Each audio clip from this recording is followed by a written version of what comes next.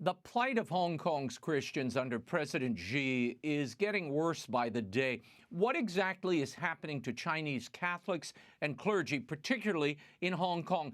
Tonight we're joined in an exclusive by a priest of the Diocese of Hong Kong who'll speak for the first time under his own name about the persecution of his people and the church at the hands of the communist Chinese regime. Please welcome priest and canonist Father Vincent Woo, joined by Director of the Center for Religious Freedom at the Hudson Institute, Nina Shea. Nina, thank you both for being here. I want to start with you. In a recent National Review piece, China now threatens religious freedom in Hong Kong.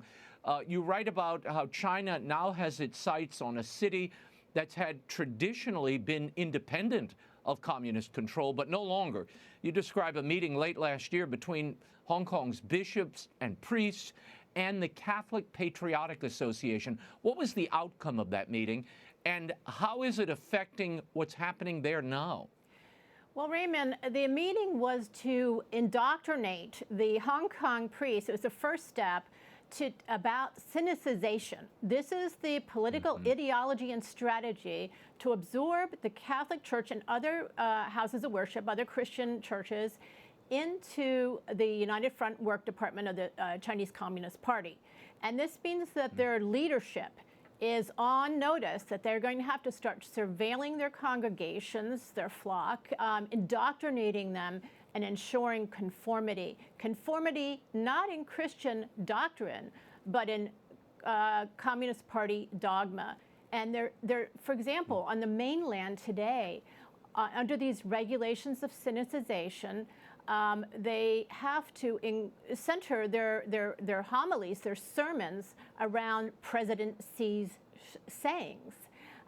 They are not only required to not to do things like not to talk about forbidden topics or to ban all children in violation of Jesus' teachings, I might add, from churches and any exposure to religion, but they're supposed to show fervor for the party. They're supposed to now show love for the party. And that's what President Xi emphasized in December when he admonished his cadres to double down on this horrible repressive system of synicization. So this is what's going on in mainland China, and this is what the Hong Kong priests were being told. Father, as Nina's mentioning, this synicization, which is essentially re-education, the churches, in the words of the communist government in China, to get their minds right and incorporate the ideals of the Communist Party into religious practice. Father Vincent, first of all, very brave of you to come here, and we're grateful that you're raising your voice. Well, I know this is the first time you've spoken publicly in your own name about what's happening to your church in Hong Kong. As a priest of the Hong Kong Diocese, what have you observed about the influence of the party over the church in the last few years, particularly in the wake of that infamous China-Vatican agreement that we heard so much about? Well, I would say with the complete elimination of freedom of speech and press and assembly, religious freedom will be the next target in Hong Kong because the CCP wants to control everything in the society. Just 3 weeks ago, there was a Protestant pastor in Hong Kong. He was arrested for some comments that he made on his YouTube channel. So that's a complete violation of free speech, right? So he was arrested for saying something against the government. So we foresee that, priests and bishops, we are called to be prophets. We are called to speak out against injustices in the society. But that, that example of the Protestant pastor showed priests and bishops in Hong Kong that if you preach something against the government, there will be tremendous consequences. Because of that, in the past 2 years, you rarely see any priest and bishop in Hong Kong that will say anything publicly against the Hong Kong government or the CCP. Wow. Tell us about this process of synicization. I think a lot of viewers don't quite understand what that means. I mean, this is really policing, if you will, homilies, twisting the gospel and the Bible to accommodate the political regime of the moment. What form does that take for priests? So the CCP wants to confuse the two ideas, enculturation and synthesization, right? They want to make people think that, this is actually just enculturation, right?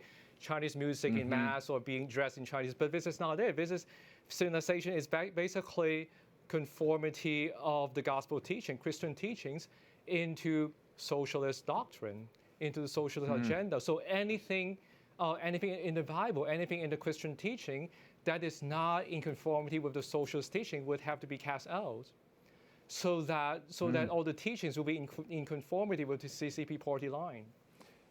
Father Vincent, in mainland China, the CCP has been requiring the registration of Catholic priests, Christian pastors, really for some time now.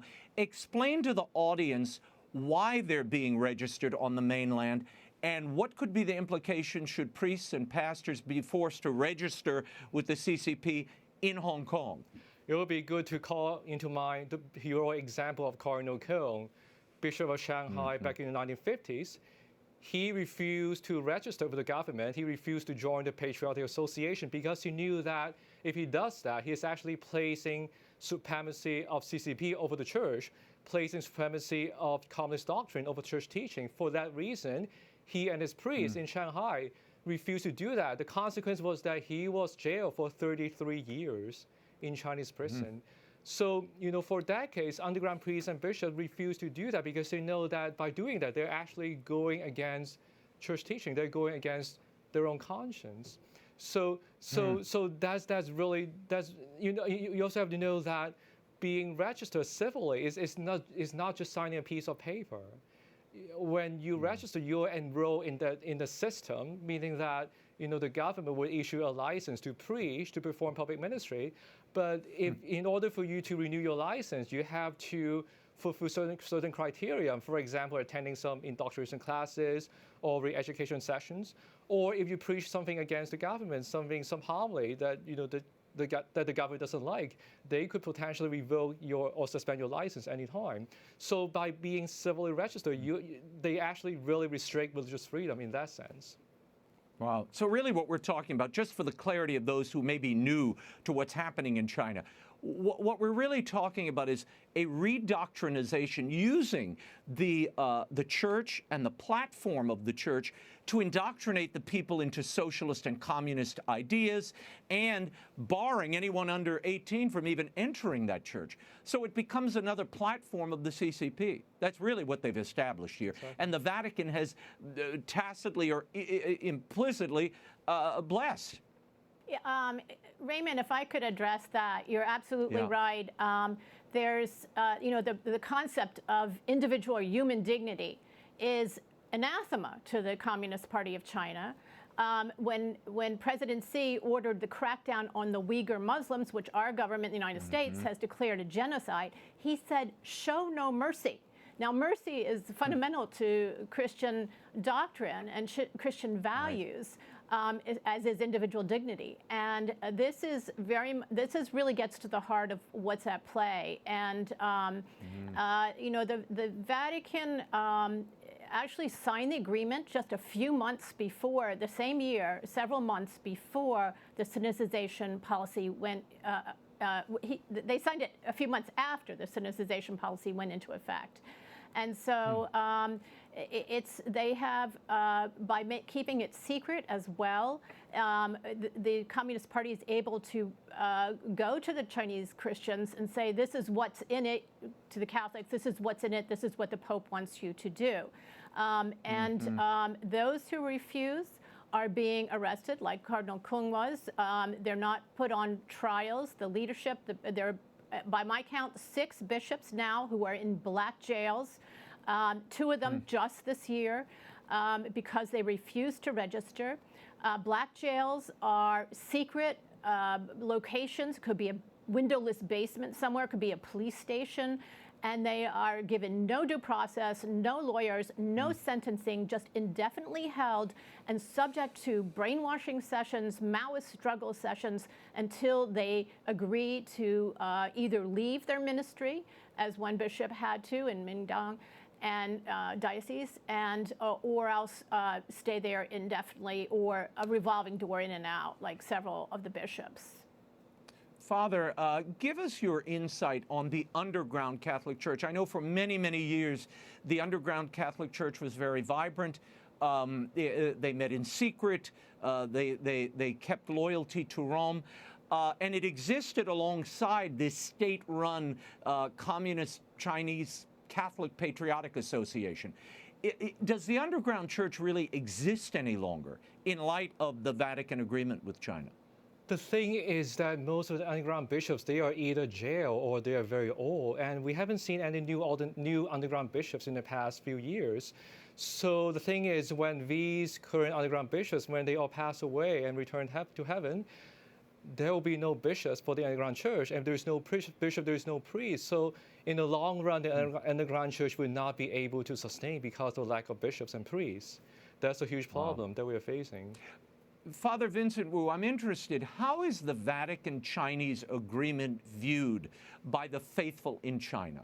Are they heartbroken by this agreement? Are they cheered by it? What was the reaction initially, and what is it today among the faithful and clergy? I would say for the underground Catholics, they're very, very disappointed. They feel so betrayed, right? And for Hong Kong Catholics as well, especially those younger Catholics who really understand the evil of the CCP, they're very, very disappointed by this deal. They're very disappointed. You know, Raymond, Cardinal Zen was very critical of it. He said it would be the death of the underground, and I fear that he's going to be right for the reasons Father Vincent Woo just said. Cardinal Zen has been silenced himself with Beijing's propaganda newspaper threatening him, blaming him earlier this year for creating protests and riots when he was critical of the national security law coming to Hong Kong, for example. And so there is now no one in that political space free to speak out on his behalf. And that's why I think Father Woo's voice is so important. He is willing to do that, and you know, he's a little less threatened than they are. But China has a long arm, and so it's a very courageous thing what he's doing today on your show. And I agree. But this is, you know, the Vatican said that they have had 6 ordinations to justify this agreement with Beijing. But again, by my count, there are 6 bishops now in black jails or under house arrest. So it's you know, it's a net zero. And it's a wash, yeah. Yeah, it's a wash. And I'm glad you bring up Cardinal Joseph Zen, of course, a heroic voice, a prophetic voice for many years, not only on this program, but around the world, speaking for this persecuted Catholic and Christian community in China, yearning for their freedom. Father, what is the current state of Catholic and Christian independent schools in Hong Kong? Have they been suppressed, as is the case on the mainland? So in Hong Kong, 60% of all the schools are actually run by Christians, Catholics and Protestants. The schools are still running, but then the plan of the government is to impose national security law education in each of the schools, from kindergarten through colleges. What does it entail? It's basically an Orwellian communist agenda being taught in schools. Just imagine if you're a Catholic school teacher, if you say that communism is evil, socialism is bad, you could be potentially reported by your students, and you could be arrested and jailed for, you know, saying something against, inciting hatred against the CCP. So for this reason, 5,000 school teachers in Hong Kong resigned last year. In one school, Catholic school in Hong Kong, 1/5 of all the teachers resigned fairly recently. So teachers really know that, you know, they just cannot teach something against their conscience, so that's why they quit the job. Wow. No, this is terrifying, because what it really is about, and again, the Chinese brilliantly play the long game. They're worried about the next generation and the next generation. Exactly.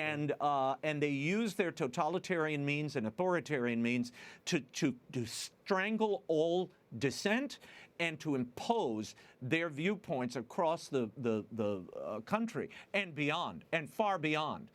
Father, we talked about Cardinal Zen a moment ago. What does his voice mean to you and to the people of Hong Kong? I was a student of Cardinal Zen when I was in the seminary. He taught me philosophy.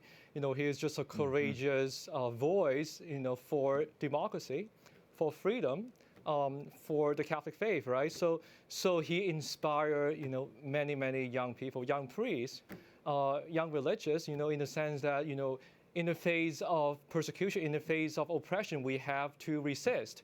We cannot cave in. We have to fight to the end. We have to fight to the day we die. I mean, I think that he really got that from Cardinal Kung, because Cardinal Zen was actually a student of Cardinal Kung when he lived in Shanghai. Yeah. So I think he really got that from the Shanghai Catholic priest and bishop back in the 50s, and really showed, really taught Hong Kong Catholics how we should live our faith under persecution. Yeah. Well, and you're carrying that torch forward, and it's very important that that a native-born Chinese carry that message of hope and that message of freedom, and you're doing that today. Is there still hope for what the Vatican strategy here of dialoguing with the Chinese government? I mean, you're dealing with an openly hostile regime. Is dialogue even possible, Father? What I would say is the CCP is notorious for breaking international treaty. The most famous one that he broke was the Sino-British Declaration that they signed in 1984, in which they promised Hong Kong 50 years of autonomy. But now, only 25 years are gone.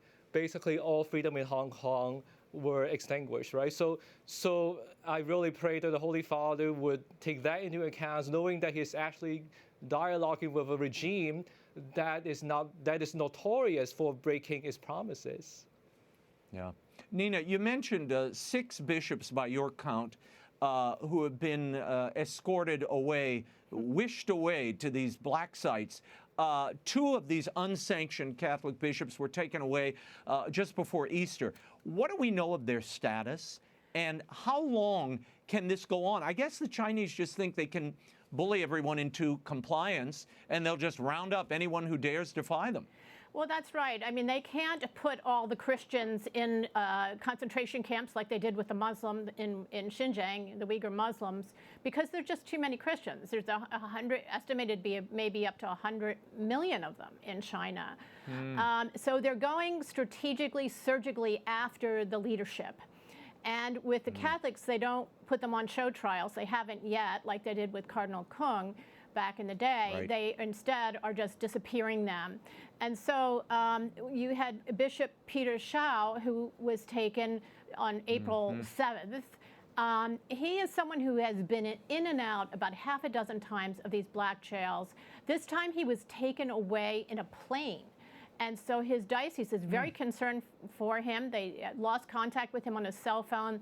Inside the black jail, of course, he was going to be subject to indoctrination, brainwashing, and fairly harsh treatment, very harsh treatment, and uncertainty.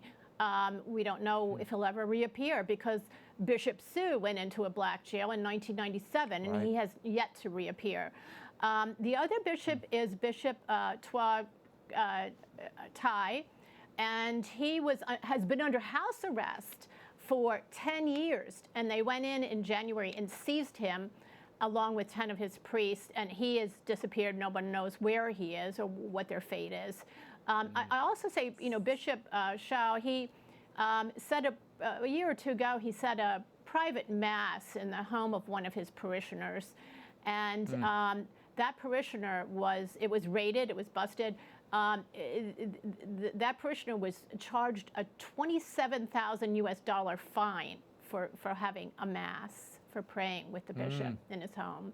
So this is not a national security issue for a threat by any rational standard, but they just do not want any ideological competition whatsoever.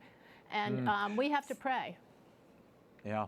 Father, the late Catholic businessman and media mogul, and freedom fighter, Jimmy Lai, is still being imprisoned by the Communist Chinese. Yes. His lawyers are asking the UN to step in and investigate his imprisonment. They're calling it legal harassment. He, like Cardinal Zen, is under the thumb of this national security law. Yes. Tell us how Jimmy Lai, who was a huge media mogul, what does he mean to other Hong Kong Catholics? And what is he teaching the faithful that perhaps they're not seeing from other parlants? Yes, he's an inspiration to Hong Kong Catholics in the sense that he really could have left Hong Kong and enjoy his vacation in Paris or in Tokyo, Right. but he stayed to the end. Why? Because he wants to suffer with all the protesters who are currently in jail in Hong Kong. He wants to, that's an act of solidarity with those who are suffering. So he willingly take up the cross like Jesus did. So he's an inspiration to many. And I'm sure that he is inspired by his Catholic faith. The idea of suffering, the value of suffering. Well, it's the season to certainly recall all of that. Nina, before we run out of time, we only have a minute here.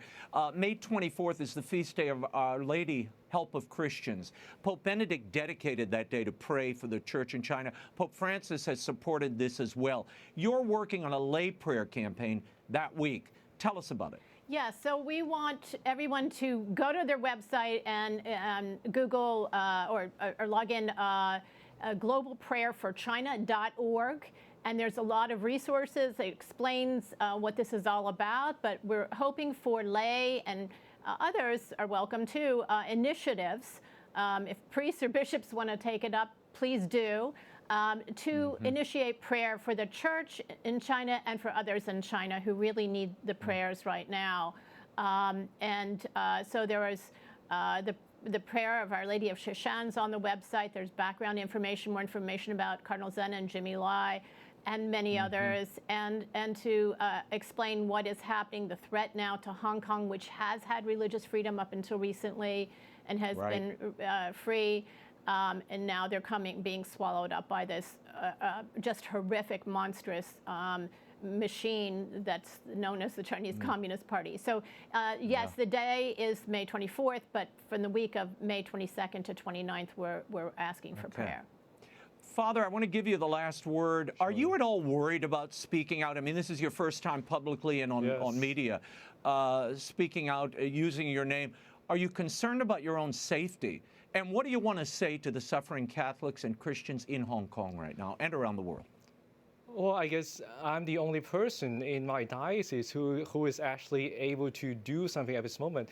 Raymond, if you call any parish in Hong Kong and ask, to interview any priest, I'm sure no one would dare to pick up your phone call because it's just dangerous. So I just feel I need to do that. I mean, when I die, when I face God's judgment, I will have to answer to God why I did not speak out in April 2022 for those who are voiceless. I mean, when I think about that, I have no choice. I have to do it because, that's something I'm the only person who can do at this moment. And I have to be responsible for my omission if I do not do that today. Well, God bless you, Father Vincent Woo. Our prayers are with you and all the faithful in China. I hope you'll come back to the show. Nina, thank you always for your advocacy and your amazing work. Thank you both for being here. We'll talk again soon. Thank you. Thank you.